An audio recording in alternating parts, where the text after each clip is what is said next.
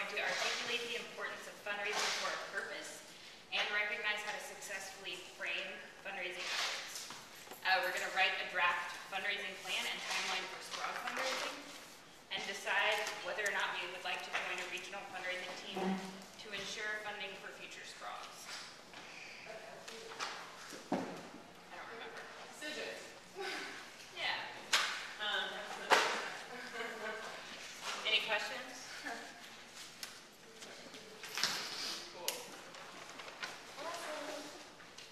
So, fundraising is important, for the reasons I feel like we all understand already, to support your campaign work, to make sure that you achieve your campaign goals by, paying your staff or materials, things like that.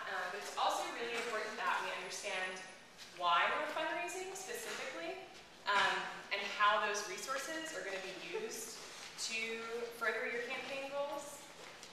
So in the SSC, money is used for SPROG specifically to develop leaders, increase leadership in the organization, things like that, to run programs like this. And then something that I thought was really amazing in the template, which I just copied word for word, which is we will never have the funding to go toe-to-toe with corporate interests, but we can raise money to invest in our people power, which in the end is worth far more than all the money in the world. Totally. So, the idea is that we're not fundraising to get this crazy amount of money, so that we can go toe-to-toe with corporate interests. Or it's not the money that's going to make things happen. It's your relationships that you create through your fundraising. The money is something that a lot of times is necessary to accomplish your campaign goals, but it's the money plus the people. So it's really, honestly, the people power. So I just sort of put these 3 stars here, big ones that I really feel like, or I hope that you guys can get out of this training, is fundraise for a purpose. So you're not, your purpose is creating relationships or developing a community or something like that, not just winning a campaign, not just to buy 50 reams of paper. Understand why you're fundraising and how that money will be used to further your campaign goals. And ideally, fundraising should create relationships. I don't even know if I should have included the ideally part. Fundraising creates relationships. It's a different way to approach it. Any questions about that?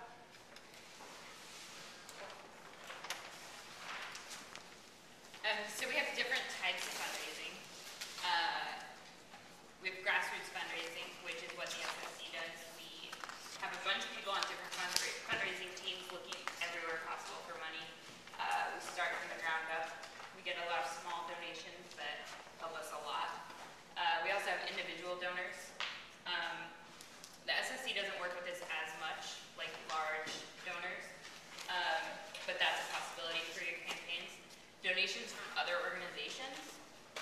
So the SSC gets a lot of money from the Energy Action Coalition for some of our staff. So that could be a possibility. You could also get money from the administration or from students at your school. So a student grant fee could be an example of this. Or grants that you may get through your school.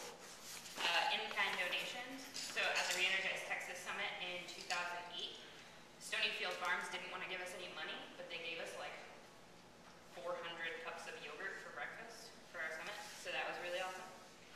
Sponsorships, people can give you money and ask to put their name on your stuff, which is really great.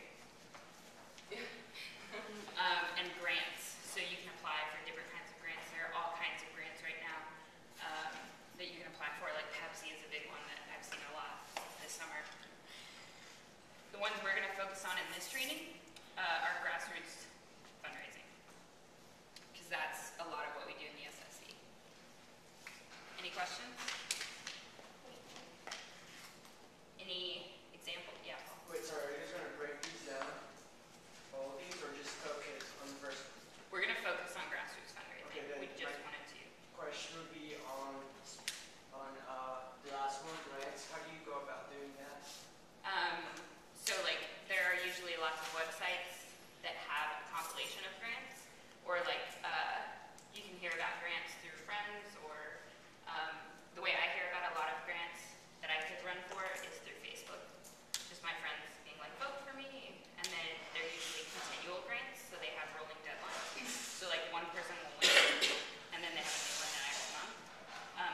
Pepsi one right now has given away tons of money this summer to different programs, so that's like a big grant. Yeah. As far as sponsorships, I mean, like if a company like Pepsi offers to give you a bunch of money, but Pepsi is not like an environmentally friendly company, where do you guys think you should draw the line as far as sponsorship? I think it really depends on your group.